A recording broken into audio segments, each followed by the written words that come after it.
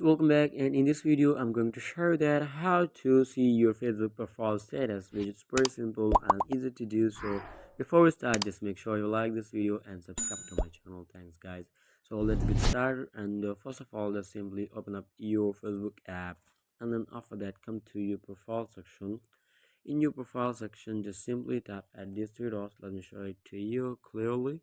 These three dots, just simply tap on it like in this way, and then just simply tap at profile status, which you can find on the very top second. Just simply tap on it like in this way. So that's where you can easily find the status of your Facebook profile. Here you can find community standards of Facebook community, and you can create a sport, or you can check for eligible to monetize, or you can check for profile is recommendable for whatever, or they just welcome for you.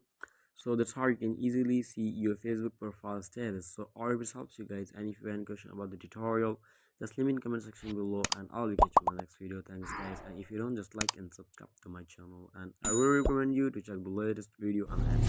Thanks guys.